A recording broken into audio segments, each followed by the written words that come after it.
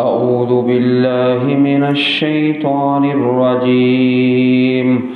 बिस्मिल्लाहिर्रहमानिर्रहीम। सूरह यासीन पारा नंबर 23, सूरत का रुकू नंबर 3। व आयतुल लहुमुल अर्दुल मैततु अहयैनाहा व अखरजना मिन्हा हब्बन फमिन्हु यअकुलून वजअलना फीहा जन्नातिम मिन नखीलिन व अअनाबिन वफज्जरना फीहा मिनल उयून लियअकुलू मिन समरिही वमा अमिलतहु ऐदीहिम अफला यशकुरून। सुब्हानल्लज़ी खलक़ल अज़वाज कुल्लहा मिम्मा तुंबितुल अर्दु व मिन अनफुसिहिम व मिम्मा ला यअलमून। व आयतुल लहुमुल लैलु नस्लखु मिन्हुन नहार फ़इज़ा हुम मुज़लिमून। वश्शम्सु तजरी लिमुस्तक़र्रिन लहा ज़ालिक तक़दीरुल अज़ीज़िल अलीम। वल क़मर क़द्दरनाहु मनाज़िल हत्ता आद कल उर्जूनिल क़दीम। लश्शम्सु यंबग़ी लहा अन तुदरिकल क़मर वलल लैलु साबिक़ुन नहार व कुल्लुन फ़ी फ़लकिन यस्बहून। व आयतुल लहुम अन्ना हमलना ज़ुर्रियतहुम फ़िल फ़ुल्किल मशहून व ख़लक़ना लहुम मिन मिस्लिही मा यरकबून। व इन नशअ नुग़रिक़हुम फ़ला सरीख़ लहुम वला हुम युनक़ज़ून इल्ला रहमतम मिन्ना व मताअन इला हीन। व इज़ा क़ील लहुम इत्तक़ू मा बैन अयदीकुम व मा ख़ल्फ़कुम लअल्लकुम तुरहमून। व मा तअतीहिम मिन आयतिन मिन आयाति रब्बिहिम इल्ला कानू अन्हा मुरिदीन।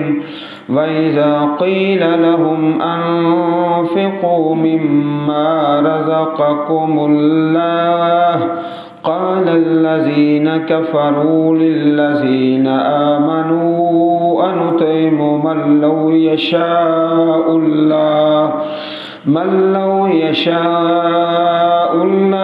वतअमहु इन अंतुम इल्ला फ़ी दलालिम मुबीन।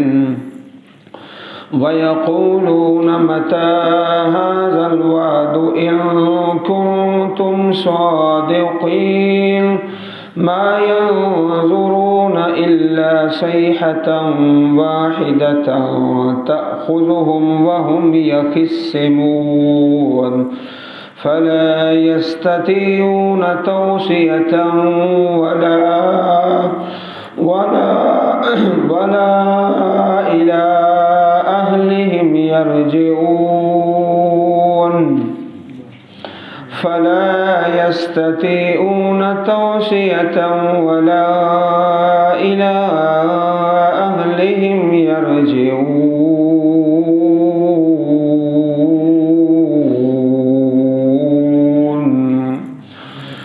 सूरह यासीन का रुकू नंबर 3। इस रुकू के अंदर अल्लाह पाक ने अपनी निशानियों का तज़किरा फरमाया है। खालिक़े कायनात अल्लाह ताला का वजूद और हयात बादल ममात, मौत के बाद जो ज़िंदगी है اس کا ثبوت ہے۔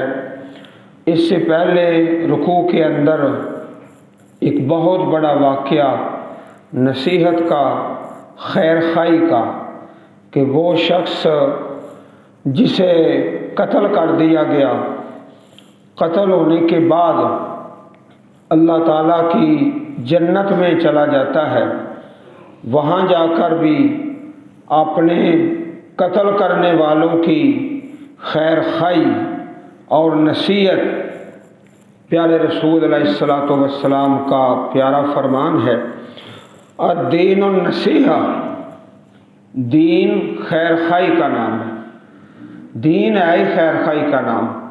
تو سوال کیا گیا کس کے لیے؟ تو فرمایا للہ، اللہ تعالیٰ کے لیے، اللہ تعالیٰ کی کتاب کے لیے، رسولوں کے لیے، مسلمانوں کے ائمہ کے لیے اور عوام کے لیے۔ تو خیر خواہی کا، نصیحت کا بہت بڑا واقعہ، اللہ تعالیٰ ہمیں عمل کی توفیق عطا فرمائے۔ اس رکوع کے اندر آپ دیکھیں گے کہ اللہ تعالیٰ کی قدرت کی اور خالق کائنات کے وجود کی کیسی عظیم الشان نشانیاں ہیں۔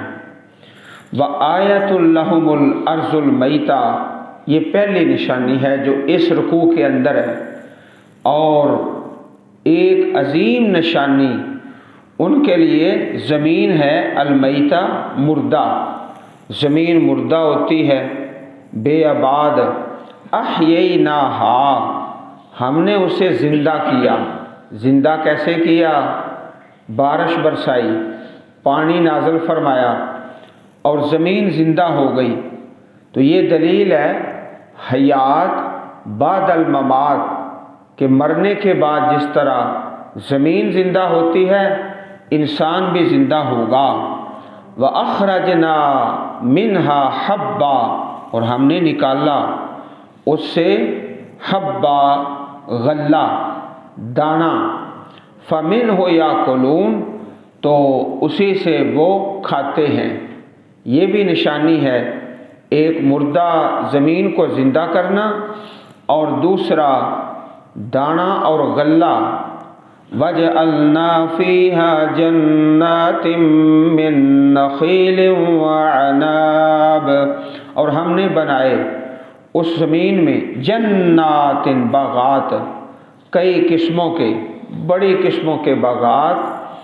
یہاں پر اللہ پاک نے دو قسموں کا تذکرہ فرمایا ہے، جو سب سے اعلیٰ من نخیل، کھجوروں سے، وعناب، اور انگوروں سے، دو کا ذکر ہے، باقی انسان خود بخود سمجھے، اور ذکر دو اس لیے کہ ان دو چیزوں کا زیادہ تر وجود اس سرزمین میں ہے جس میں اللہ کی کتاب نازل ہو رہی ہے۔ قرآن کریم جس سرزمین میں نازل ہو رہا ہے، وہاں ان دو چیزوں کے باغات زیادہ، نخیل و عناب، کھجور اور انگور، وفجرنا، اور ہم نے جاری کیے، پھاڑ نکالے، فیہا، اس زمین میں، من العیون، چشمے، چشمے، یہ بھی خالق کائنات کے وجود کے دلائل ہیں۔ مردہ زمین کو زندہ کرنا اور اس سے غلہ نکالنا، اور قسمہ قسم کے باغات اور انگور اور کھجور اور چشمے، لِيَأْكُلُوا مِن ثَمَرِهِ، تاکہ وہ کھائیں اس کے پھل سے، وَمَا عَمِلَتْهُ أَيْدِيهِمْ، حالانکہ اسے ان کے ہاتھوں نے نہیں بنایا۔ کسی شخص نے ایک کھجور بھی نہیں بنائی، ہاں کھانے والے ہیں، کوئی شخص ایک انگور نہیں بنا سکتا، کوئی بھی۔ وما عملتہ ایدیہم، حالانکہ اسے ان کے ہاتھوں نے نہیں بنایا۔ یہ ما نافیہ ہے، نہیں بنایا۔ ایک دوسری تفسیر ہے، اس میں ما موصولہ، اور جو بنایا ایدیہم، ان کے ہاتھوں نے، یعنی غلہ ہے، آٹا ہے، اب آٹے سے آگے سینکڑوں قسم کی چیزیں بن جاتی ہیں، اور جو بنایا ان کے ہاتھوں نے، آگے نئی سے نئی چیزیں، ایک چیز سے کئی چیزیں۔ افلا یشکرون، کیا پس وہ شکر نہیں ادا کرتے؟ سبحان الذی خلق الازواج کلھا، پاک ہے وہ ذات جس نے پیدا کیا الازواج، جوڑے، کلھا، سارے کے سارے، ہر چیز جوڑا ہے۔ کھجور ہے تو اس کے درختوں میں جوڑا ہے، کچھ درخت نر ہیں، کچھ مادہ ہیں، ہر چیز کا جوڑا ہے۔ یہ چیز اللہ پاک نے بہت صدیاں پہلے بتا دی۔ اب جو جدید تحقیق ہے اس میں بھی یہ ثابت ہو گیا کہ ہر چیز جوڑا ہے۔ اس میں ثابت کیا کیا ہے؟ ثابت یہ کیا ہے کہ ہر چیز کا جوڑا ہے تو دنیا کا بھی ایک جوڑا ہے، اس کا نام ہے آخرت۔ دنیا کا ایک جوڑا ہے جس کا نام آخرت ہے، ہر چیز کا ہی جوڑا ہے۔ خلق الازواج، پانی ہے اس کا بھی جوڑا ہے، میٹھا ہے تو کڑوا بھی ہے، ہر چیز کا ہی جوڑا ہے۔ ازواج کلھا مما تنبت الارض ومن انفسہم، اس سے جو زمین اگاتی ہے اور ان کی جانوں سے، ومن انفسہم، اور خود ان سے، ومما لا یعلمون، اور اس سے جنہیں وہ نہیں جانتے۔ اللہ پاک نے ایک دوسرے مقام پر فرمایا وَمِن كُلِّ شَيْءٍ خَلَقْنَا زَوْجَيْنِ لَعَلَّكُمْ تَذَكَّرُونَ، اور ہر چیز سے ہم نے دو قسمیں بنائی، ہر چیز کا ہی جوڑا ہے۔ اس سے آگے پھر اللہ پاک کی نشانی اور قدرت، تو سارے رکوع میں وجود باری تعالیٰ کے دلائل اور قدرتیں۔ وَآیَةٌ لَهُمُ اللَّیْلُ، اور ایک نشانی ان کے لیے رات ہے، رات بھی بہت بڑی نشانی ہے۔ نَسْلَخُ مِنْهُ النَّهَارَ، ہم اس پر سے دن کو کھینچ اتارتے ہیں۔ نسلخ، اصل اس کا معنی ہوتا ہے کسی جانور کی کھال اتارنا، تو دن کو الگ کر دیا جاتا ہے۔ نسلخ، ہم الگ کر دیتے ہیں، کھینچ لیتے ہیں، منہ النہار، اس سے دن کو جب کھینچ لیا، روشنی چلی گئی، رات آ گئی۔ فَإِذَا هُمْ مُظْلِمُونَ، تو اچانک وہ اندھیرے میں رہ جانے والے ہوتے ہیں۔ اور حدیث پاک ہے کتاب الصیام کے اندر روزے کے متعلق کہ آپ نے روزہ افطار کرنے کا وقت بتایا، فرمایا اذا اقبل اللیل و ادبر النہار، رات آ جائے اور دن چلا جائے، فقد افطر الصائم، تو روزہ افطار کرنے کا وقت ہو گیا ہے۔ یہاں بھی یہ فرمایا نسلخ منہ النہار، ہم دن کو کھینچ لیتے ہیں، الگ کر دیتے ہیں، پھر رات آ گئی، تاریکی آ گئی۔ والشمس تجری لمستقر لها، اور سورج تجری چل رہا ہے، لمستقر لها، اپنے ایک ٹھکانے کے لیے۔ مستقر ٹھکانہ، تو ٹھکانہ جو ہے سورج کا وہ دو طریقوں سے ہے، ایک ہے وقت اور ایک ہے جگہ۔ جگہ بھی سورج کے لیے اور وقت بھی، دو قسم کا ٹھکانہ ہے سورج کا۔ چنانچہ احادیث میں دونوں قسموں کی وضاحت ہے، اور دونوں حدیثوں کے راوی ایک ہی صحابی ہیں، حضرت ابو ذر رضی اللہ تعالی عنہ۔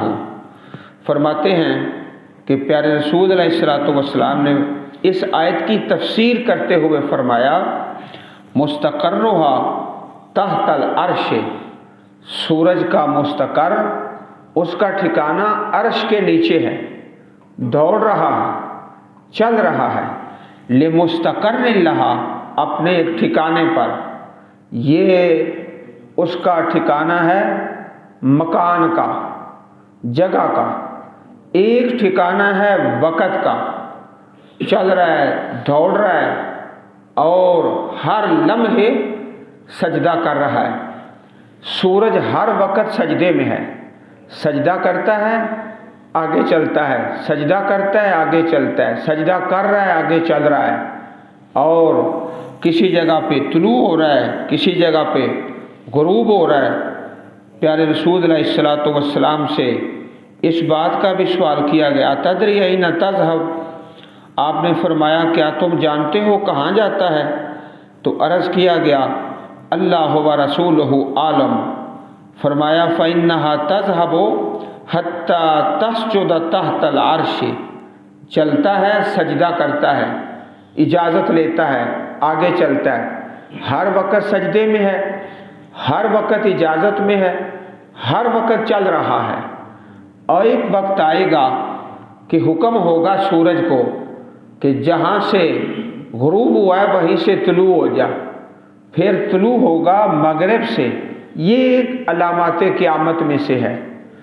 والشمس تجری لمستقر لها، اور سورج چل رہا ہے اپنے ٹھکانے پر، ذالک تقدیر العزیز العلیم، یہ اندازہ ہے اس اللہ کا جو عزیز سب پر غالب ہے، العلیم سب کچھ جاننے والا ہے۔ والقمر قدرناہ منازل، اور چاند کی مقرر کی ہم نے منزلیں، حتی عاد کالارجون القدیم، یہاں تک کہ آدھا لوٹ آیا دوبارہ، کالارجون القدیم، پرانی کھجور کی ٹیڑھی لکڑی کی طرح، ارجون کھجور کی پرانی اور ٹیڑھی شاخ، القدیم پرانی۔ سورج جو ہے اور چاند کیسا اللہ پاک کا نظام ہے، سورج ایک دن کا، پھر دوسرے دن کا اور تیسرے دن کا ایک جیسا ہی ہے، ہاں موسم کے اعتبار سے فرق پڑ جائے گا، یہ موسم سرما ہے اور یہ موسم گرما ہے، لیکن روزانہ وہ ایک ہی شکل میں طلوع ہوتا ہے، اسی شکل میں غروب ہو جاتا ہے۔ چاند کا معاملہ اس سے مختلف ہے، پہلی رات کو اور ہے، دوسرے کو اس سے بڑا، تیسری کو اس سے بڑا، تو چاند کی منزلیں الگ ہیں، پہلے اور ہے، 14ویں رات کا چاند اور ہے۔ اب 14ویں رات کا چاند ہمیشہ نہیں رہتا، وہ عروج پھر اس کے بعد زوال چلتا رہتا ہے سلسلہ۔ سورج جو ہے وہ ایک ہی طریقے سے طلوع اور غروب ہے، اور چاند اس سے مختلف ہے، چھوٹا بڑا، اس سے بڑا پھر چھوٹا، تو یہ چاند کی شکل بدلنے والا اور سورج کو ایک ہی شکل پہ قائم کرنے والا کون ہے؟ اللہ ہے۔ والقمر قدرناہ منازل، اگر ساری دنیا کوشش کر لے کہ چاند ہمیشہ پورا مہینہ اور پورا سال اسی طرح رہے جس طرح 14ویں رات کا چاند ہے، کوئی کر نہیں سکتا۔ سورج کے متعلق اگر کوشش کی جائے کہ 1 تاریخ کو چھوٹا ہو، 2 کو بڑا ہو جائے اور 3 کو اس سے بڑا، ایسا ممکن ہی نہیں ہے۔ سورج بھی اللہ کی نشانی ہے اور چاند بھی اللہ کی نشانی ہے۔ حتیٰ عاد کالارجون القدیم، حتیٰ کہ وہ دوبارہ ہو گیا پرانی لکڑی کھجور کی شاخ کی طرح، بالکل چھوٹا سا۔ للشمس ينبغي لها أن تدرك القمر ولا الليل سابق النهار وكل في فلك يسبحون۔ للشمس، نہ تو سورج، ينبغي لها، اس کے لیے لائق ہے، ان تدرک القمر، کہ وہ جا پکڑے چاند کو، رات کا ٹائم ہے اور چاند طلوع ہے تو سورج بھاگ کر اس کو جا پکڑے، ایسا ہو نہیں سکتا، ہر ایک کا ٹائم ہے طلوع ہونے کا، غروب ہونے کا۔ وَلَلَّيْلُ سَابِقُ النَّهَارِ، اور نہ ہی رات ہے آگے بڑھنے والی، سبقت لے جانے والی دن سے۔ سورج کا، چاند کا، رات کا اور دن کا جو نظام اللہ پاک نے بنایا ہے اور چلایا ہے، ایسا نظام نہ کوئی بنا سکتا ہے، نہ چلا سکتا ہے، نہ ہی اس نظام میں کوئی تبدیلی کر سکتا ہے، نہ اس نظام میں کوئی تبدیلی کر سکتا ہے۔ اور ایسا نہیں ہے کہ رات کا ٹائم ہے اور چاند طلوع ہے 12 بجے، 11 بجے، 1 بجے ادھر سے سورج طلوع ہو جائے، ایسا نہیں ہے۔ یہ نظام ہے میرے اللہ کا جو بڑی ترتیب سے چلتا ہے۔ وَكُلٌّ فِي فَلَكٍ يَسْبَحُونَ، اور سب ایک ایک دائرے میں تیر رہے ہیں۔ فلک مدار، دوڑ رہے ہیں اپنے اپنے دائرے میں، اپنے اپنے مدار میں، سب کے سب۔ وَكُلٌّ فِي فَلَكٍ يَسْبَحُونَ۔ عزیز بھائیو، قرآن مجید کوئی علم حیات یا اس قسم کے جو دوسرے علوم ہیں ان کو بیان کرنے کے لیے تو نہیں، یہ تو کتاب ہدایت ہے۔ اس میں کیا درس ہے؟ وَكُلٌّ فِي فَلَكٍ يَسْبَحُونَ۔ سورج ہے مسلسل اپنے کام میں، چاند مسلسل اپنے کام میں۔ اس میں تمہارے لیے اور میرے لیے سبق ہے کہ ہم ہر وقت اپنے اللہ کی عبادت کرتے رہیں۔ سورج کا کوئی لمحہ سجدے سے خالی نہیں، ہر لمحے سجدے میں ہے، چل رہا ہے۔ اور اس میں سبق انسانوں کے لیے 2-4 دن عبادت کر کے تھک جائے ایسا نہیں ہے، یا چند دن نماز سے چھٹی کر جائے، قرآن پاک سے چھٹی کر جائے، ایسا نہیں ہے۔ کُلٌّ فِی فَلَكٍ يَسْبَحُونَ۔ جس طرح سورج ہے، چاند ہے، دن رات ہے، لیل و نہار ہے، مسلسل اللہ کے حکم سے، اسی طرح انسان ہے، تسلسل کے ساتھ اللہ تعالیٰ کے حکم میں جاری و ساری۔ وَآیَةٌ لَهُمْ، اور ایک نشانی ان کے لیے، اَنَّا حَمَلْنَا ذُرِّيَّتَهُمْ فِي الْفُلْكِ الْمَشْحُونِ، بے شک ہم نے اٹھایا ذُرِّيَّتَهُمْ، ان کی نسل کو۔ یہاں ذریت سے مراد نسل ہے، نسل انسان کی، فی الفلک المشحون، بھری ہوئی کشتی میں۔ کشتی میں عربی زبان میں جب موبائل کی بیٹری فل ہو جائے نا تو کہتے ہیں البطاریہ مشحونہ، بیٹری فل ہو چکی ہے۔ تو یہاں فی الفلک المشحون، بھری ہوئی کشتی، تو اس کشتی میں اشارہ ہے نوح علیہ السلام کی کشتی کی طرف کہ اس میں نسل انسانی کو سوار کر کے غرق ہونے سے بچا لیا ہے۔ وَخَلَقْنَا لَهُمْ، اور ہم نے پیدا کیا ان کے لیے، مِن مِثْلِهِ، اس جیسی کئی چیزیں، ما یرکبون، جن پر وہ سوار ہوتے ہیں، اس کشتی جیسی کئی کشتیاں، بحری جہاز، ہوائی جہاز اور سواریاں کئی اللہ پاک نے پیدا فرمائی انسان کی سہولت کے لیے۔ وَإِن نَّشَأْ نُغْرِقْهُمْ فَلَا صَرِيخَ لَهُمْ وَلَا هُمْ يُنقَذُونَ، اور اگر ہم چاہیں ان کو غرق کر دیں پانی میں، جب بحری جہاز چلتا ہے، کشتی چلتی ہے تو اللہ تعالیٰ کے حکم سے اگر ہم چاہیں تو ان کو غرق کر دیں، فَلَا صَرِيخَ لَهُمْ، پھر نہ کوئی ان کی فریاد کو پہنچنے والا، نہ کوئی ان کی مدد کرنے والا، وَلَا هُمْ يُنقَذُونَ، اور نہ وہ بچائے جائیں گے۔ عزیز بھائیوں، کشتیوں میں اور دوسرے جو سفر ہیں، ہوائی جہاز ہے، بحری جہاز ہے، اچھی طرح یاد کر لو اور اللہ تعالیٰ کا شکر کرو۔ چھوٹا سفر ہے، بڑا سفر ہے، کوئی بھی سواری ہے، جب سفر مکمل ہوتا ہے تو مکمل ہونے پر الا رحمتا منا، مگر یہ رحمت ہے ہماری طرف سے، کوئی بھی سفر ہے، جب سفر مکمل کر کے واپس انسان اپنی منزل پر پہنچتا ہے تو اللہ کی رحمت سے پہنچتا ہے، ورنہ کوئی سفر مکمل کر کے بخیر و عافیت اپنی مرضی سے کون اپنی منزل پر پہنچے گا؟ الا رحمتا منا، رحمت ہے ہماری طرف سے، ومتاعا الی حین، اور سامان ایک وقت تک، سامان اور مہلت۔ وَإِذَا قِيلَ لَهُمُ اتَّقُوا مَا بَيْنَ أَيْدِيكُمْ وَمَا خَلْفَكُمْ لَعَلَّكُمْ تُرْحَمُونَ، اور جب ان کو کہا جاتا ہے اتقوا، ڈر جاؤ، ما بین ایدیکم، جو تمہارے سامنے ہے، سامنے سے مراد دنیا میں اللہ تعالیٰ کا عذاب، اس عذاب سے بھی ڈرو، وما خلفکم، اور جو تمہارے پیچھے آخرت میں اللہ کا عذاب، لعلکم ترحمون، تاکہ تم پر رحم کیا جائے۔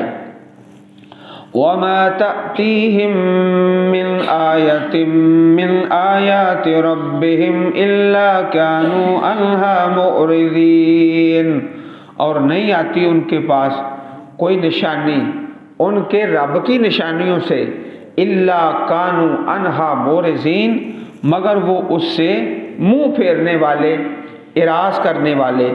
وَإِذَا قِيلَ لَهُمْ أَنفِقُوا مِمَّا رَزَقَكُمُ اللَّهُ، اور جب ان کو کہا جائے خرچ کرو اس سے جو اللہ نے تمہیں دیا، اللہ نے دیا، تو آگے سے ایک بہانہ کرتے ہیں، بہانہ بھی بڑا عجیب ہے۔ قَالَ الَّذِينَ كَفَرُوا لِلَّذِينَ آمَنُوا أَنُطْعِمُ مَن لَّوْ يَشَاءُ اللَّهُ وَطَعَمَهُ، کہتے ہیں وہ لوگ جنہوں نے کفر کیا ایمان والوں سے، انطعم، کیا ہم کھلائیں، من لو یشاء اللہ، ان کو کہ اگر اللہ چاہتا تو اطعمہ، اس کو کھلاتا، بھئی اللہ چاہتا تو اس کو کھلا دیتا۔ کیسی بدبختی ہے اور کیسا فضول قسم کا جواب ہے۔ ان انتم الا فی ضلال مبین، نہیں ہو تم مگر کھلی واضح گمراہی میں۔ وَيَقُولُونَ مَتَى هَذَا الْوَعْدُ إِن كُنتُمْ صَادِقِينَ، اور وہ کہتے ہیں کب ہے یہ وعدہ اگر تم سچے ہو۔ تو یہ ان کا سوال آخرت کے بارے میں اس لیے نہیں کہ کوئی اس کی تاریخ مقرر کی جائے، بلکہ انکار کے لیے، تمسخر کے لیے، کب ہے بتاؤ۔ ما ينظرون الا صيحة واحدة تأخذهم وهم يخصمون، نہیں وہ انتظار کرتے مگر ایک چیخ کا، جب قیامت قائم ہوگی تو 3 مرتبہ سور پھونکا جائے گا، نفخہ۔ پہلا جو نفخہ ہے اس کو کہتے ہیں فزع، گھبراہٹ، ہر شخص اپنے کام میں مصروف ہے۔